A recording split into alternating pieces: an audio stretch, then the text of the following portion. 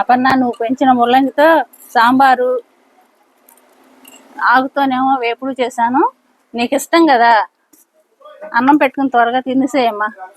అలాగే అత్తయ్య, ఇద్దరం తినేద్దామండి. అట్లాగే అమ్మా.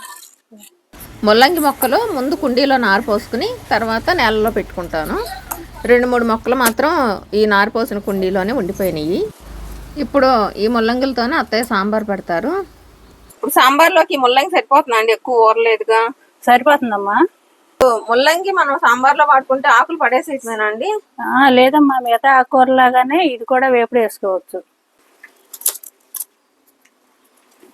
పైన పెచ్చి తీయాలండి? అవసరం లేదమ్మా, పెచ్చి తీయ అవసరంలా. ముక్కలన్నీ కోసుకొచ్చి ఇచ్చావమ్మా. పప్పు కూడా కుక్కర్లో పెట్టావమ్మా. ఉడికిందండి. ఉడికిందా?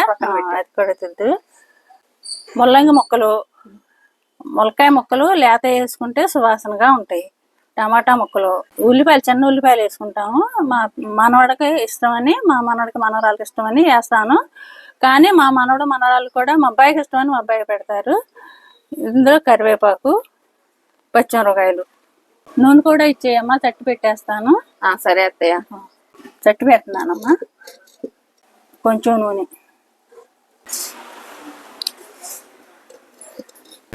ఉల్లిపాయలు, ములక్కాయలు, ముల్లంగి, పచ్చిమిరపకాయలు కొంచెం వేగినాక టమాటాలు వేద్దాం. కరివేపాకు. కొత్తిమీర కూడా ఇచ్చేనా అండి? వద్దమ్మా, ఇప్పుడు వేస్తే వాసన ఉండదు. లాస్ట్ వేసుకుంటే వాసన అనిపిస్తుంది, బాగుంటుంది. చింతపండు నీళ్ళు పోసి నానబెట్టుకున్నాం. కొంచెం ఉప్పు, సరిపడా ఉప్పు, సరిపడా కారం. అన్ని దినుసులు వేసుకునేవాళ్ళం కాబట్టి అన్ని ధనియాలు, మెంతులు, జీలకర్ర, వెల్లుల్లిపాయ అన్నీ ఉండేవి కాబట్టి ఇదే సరిపోయేది. చింతపండు పులుసు పోస్తున్నాను. కొంచెం సాంబార్ పొడి వేస్తున్నాను. కొంచెం ఉల్లిపాయ ఉడకాలి ముక్కలోను, తర్వాత పప్పు వేసుకుందాం మనం.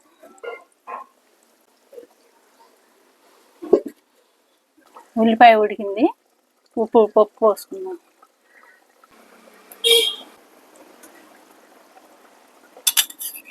పక్కబెట్టి పెట్టాను కదండి, కొంచెం గట్టి పడింది. అది కొద్దిగా చేసుకొని పోసుకుందాం. ఉల్లిపాయలు ఉడికిన ముక్కలన్నీ ఉడికినాయి కాబట్టి సరిపడా నీళ్ళు పోసుకుందాం. టేస్ట్ కోసం కొంచెం బెల్లం ముక్క వేస్తున్నాను.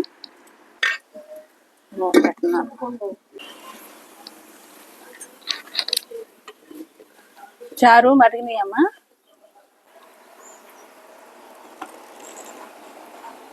కొత్తిమీర వేసుకున్నాం కొంచెం. చారు మరిగినాయి, తిరగమూత పెట్టాను. తిరగమూతకు నూనె వేస్తున్నానమ్మా. వెల్లుల్లిపాయలు, మెంతులు, ఆవాలు, కరివేపాకు,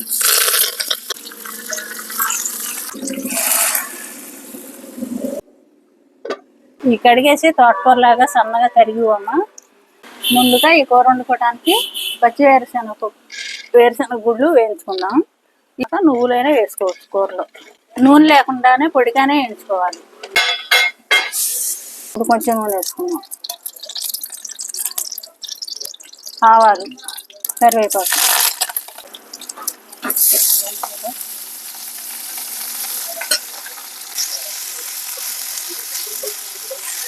మార్కెట్ నుంచి ముల్లంగి తెచ్చుకునేటప్పుడు ఆకుతో సహా తెచ్చుకోండి.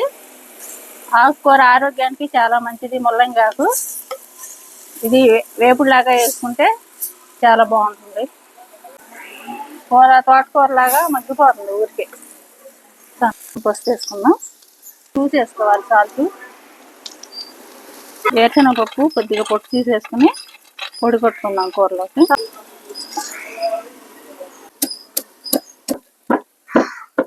ఇట్లా చెక్క పెద్దగా ఉంటేనే అక్కడక్కడ ముక్కలో తగులుతూ ఉంటే నోటికి బాగుంటుంది.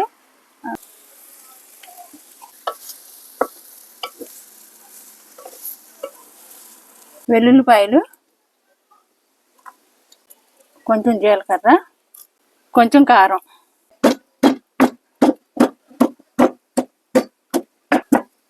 కొంచెం చెక్క బద్దాగా కొంచెంగా అలా నలిగేటట్టు తీసుకోవాలి.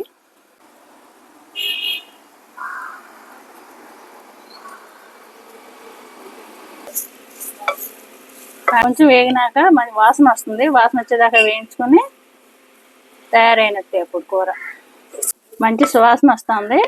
కూర దించుకుందాం.